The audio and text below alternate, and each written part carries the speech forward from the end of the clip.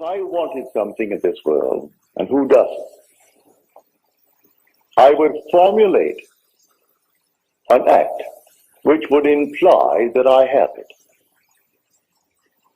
And then in my imagination, I would simply, having performed that act, I would yield completely to this being within me to execute it. I would fall off into sleep, convinced that he heard me, that he saw my act in faith. I simply yield completely to him, having acted. It's an act of self-commission. I perform the act. What act? I act as though I had what I sought. I act as though I heard that you have what you asked of me. I perform an act, and then I yield completely to that depth of my own being, who is God, and allow him from that depth to externalize it for me. Spread love, man. All right, buckle up, everybody. We're diving deep into manifesting today. Ooh, manifesting. Always a fun one. We got some really interesting stuff from one of you guys, a listener, about Neville Goddard. Oh, yeah? Mid-20th century, really fascinating ideas. I'm excited to dig in. Yeah, about how we can make our desires, actually happen. We're looking at one of his lectures, and it's all about imagination. But it's not just like, visualizing, picturing things. It goes way deeper. Yeah, it's like there's this whole other level to it. Exactly, like tapping into something much bigger within us. So what do you think? Like, what's the core of what Goddard's talking about here? Well, his central technique sounds simple at first, right? You just vividly imagine what you want. Like, it's already happened. But then there's this idea of yielding. It's kind of a tricky concept. What did you make of that? Yeah, it's like, what does yielding even mean in this context? And why is it so important? Right. So Goddard describes it as like yielding completely to this deeper part of ourselves. He calls it that depth of my own being who is God. Whoa. Almost like we're handing our desire over to something much greater that knows how to make it happen. He even says this deeper part of us has ways and means that we, on this level, don't even know about. Pretty wild, huh? So it's not about forcing things or trying to micromanage every little step. Not at all. It's more like setting the intention and then trusting that something bigger Exactly. will handle the details. Yeah, and that's where faith comes in for Goddard. He had a really interesting definition of faith. Okay, how does he define it? He calls it loyalty to unseen reality.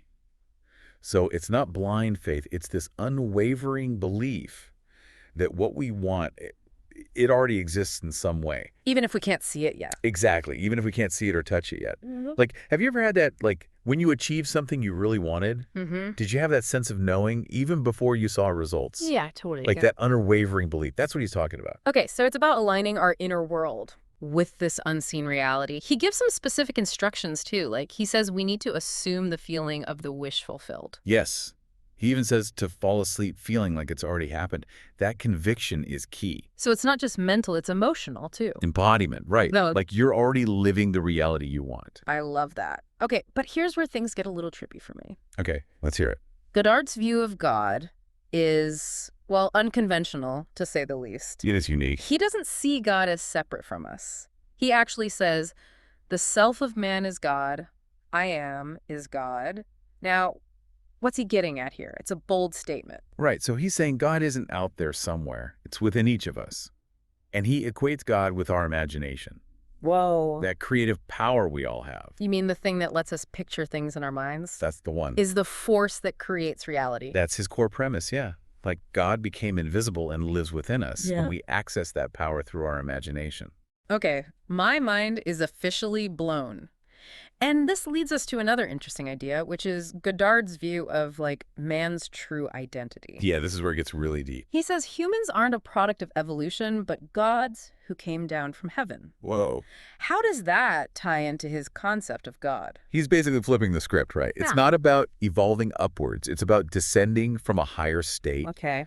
and then remembering who we truly are. Like a remembering. Yes. And awakening. And this awakening is linked to God residing within us. Exactly. So we're not just wandering around aimlessly. There's a bigger picture. There's this grand play happening within each of us. And we hold the key? Yes. And he says, man is where God is buried. The whole drama unfolds within man. Wow.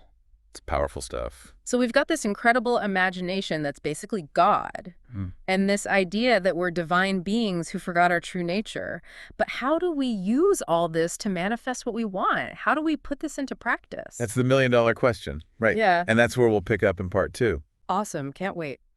So we've been talking about Neville Goddard and this idea that our imagination is super powerful when it comes to manifesting. But I think it's easy to misunderstand what he means. Like, is it just about positive thinking? Yeah. You know, like, just be happy and things will magically appear. Right, right. It can't be that simple, like slapping on a fake smile and expecting your problems to vanish. Exactly. Goddard is talking about something way deeper. He's not talking about just surface-level optimism. You know what I mean? Mm-hmm. So what is he talking about then? Well, remember how he uses that phrase, assume the feeling of the wish fulfilled? Yeah, that's a powerful one. That's where the real magic happens. It's not just thinking positive thoughts. It's about actually feeling the emotions as if your desire has already manifested. So it's almost like method acting, but for your life. You're embodying the end result before you actually see it in the physical world. That's a great way to put it. And that brings us to another important point. Yielding doesn't mean being passive. Right. That's a common misconception, I think. Yeah, some people might think Goddard is saying we should just sit back and let the universe do all the work. But that's not what he's saying at all. No. We still need to take action, make choices, all of that. But it's about recognizing that there are forces at play that we might not totally understand. Sometimes the best thing we can do is trust in something bigger than ourselves. Like setting the GPS destination, but being open to taking a detour or a scenic route along the way. Perfect analogy. And it's about aligning with our highest good, not manipulating others to get what we want. It's not some cosmic superpower. So it's about recognizing that true fulfillment comes from aligning with our soul's purpose, not forcing things that might not be in everyone's best interest. Absolutely. And this brings us to the nature of our desires.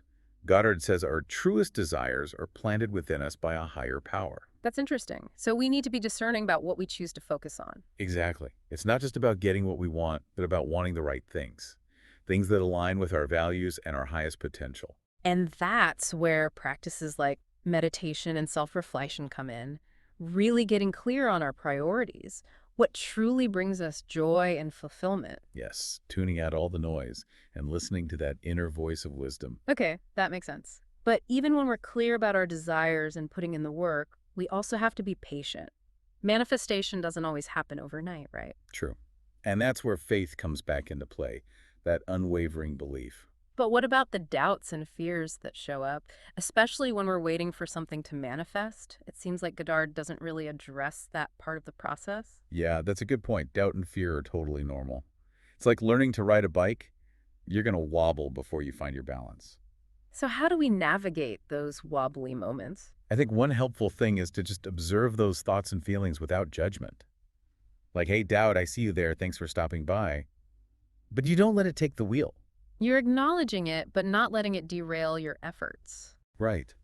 And then gently redirect your attention back to the feeling of the wish fulfilled. Remember, Goddard talks about assuming that feeling, falling asleep in that state of conviction. It's like choosing to focus on the destination, not getting hung up on every bump in the road. And we always have a choice. In each moment, we can choose to dwell on fears and doubts, or we can choose to focus on our desires. It's up to us. But what about the skeptics out there who say this is all just a bunch of hocus pocus? I mean, there's not a ton of scientific evidence. That's fair. Mainstream science hasn't really embraced this idea. But there is some interesting research in fields like quantum physics. So we might not have all the answers yet, but there are these threads that seem to align with what Goddard's saying. Exactly. And Goddard himself encouraged people to test things out, to experiment. Like, don't just take my word for it. It's like the essence of the scientific method. So maybe the best way to approach skepticism isn't through arguing, but through personal experience. I totally agree. When it comes to manifestation, the most convincing evidence is our own lived experience. So instead of trying to convince the skeptics, maybe we should just focus on our own journeys and see where these techniques lead us. And I think that's what makes Goddard's teaching so powerful. He's not giving us a rigid set of rules to follow blindly. He's inviting us to become explorers of our own consciousness, to discover the truth for ourselves. Speaking of exploring and discovering, I think it's time to dive into some specific examples of how we can actually apply all of this. Let's do it. One thing that's really resonated with me about Neville Goddard is this idea of personal empowerment. He seems really wary of anyone claiming to have all the answers, like setting themselves up as some kind of spiritual guru. Yeah, I noticed that too. He even says something like, man comes to you telling you he's a holy person. Turn around and run. Pretty strong words. It's like he's saying, don't blindly follow anyone. Don't give away your power. The true power lies within each of us. And he's pretty critical of people who charge money for teachings on things like meditation. Like, it should be accessible to everyone. He says, teach you how to meditate. It's just a simple thing. You don't meditate on your neighbor. You don't meditate on any of these things. You know what you want. What would the feeling be like if it were true? Assume the feeling of the wish fulfilled. Well, anyone can do that. A child can do that. Now, yield completely, and the being within you will take that and externalize it for you. Yeah, he's stripping away all the mystique, Right. all the dogma, Making it practical. making it relatable. Exactly. You don't need special rituals or anything like that to connect with that power within yourself. And he doesn't just talk about spiritual stuff. He encourages us to embrace our material desires, too. Oh, yeah, totally. He talks about wanting a better job, more money. Right. He says, don't be ashamed of it. Who gave you the urge, the authority? You have the desire. It came from the depths of your own being, so he can execute it. He asks you to have faith. He gets it, We're human. We have these desires. They're part of the experience. And instead of denying them or feeling guilty, we should explore them, see how they fit into the bigger picture. He even suggests that those desires might be implanted in us by a higher power, like a blueprint for our potential. It's wild. So if we take all this to heart, how do we actually apply it to our lives? Well, I think the key takeaway is that we are powerful creators. We can shape our reality. We can't control everything that happens, but we can choose our thoughts, cultivate our feelings, align with the reality we want. And that means tapping into that power within, that source of wisdom and creativity that Goddard calls God. Right. And that's where those techniques come in. Choosing our desires, making sure they're aligned with our highest good. And then using our imagination and feeling to bring them to life. Yeah. It sounds simple, but it can be tough. Yeah. Especially when doubts creep in, when things get challenging. Yeah, that's the journey, right? It is. It's about constantly exploring, experimenting, remembering who we really are, trusting the deeper intelligence, even when things don't go as planned. So for everyone listening, take this as an invitation. Explore your own power. Choose a desire, something you really want. Yeah. And practice the feeling of the wish fulfilled. Surrender it to that higher power within you and see what happens. And remember, it's not about following rules. It's about becoming an explorer. Pay attention to the little shifts, the synchronicities that pop up. And if you're ever feeling lost or discouraged, remember what Goddard says. If reality is shaped by imagination, what does that mean for your own power and potential? Keep exploring, keep questioning, and keep creating the life of your dreams. That's it for this deep dive. Until next time, keep diving deep.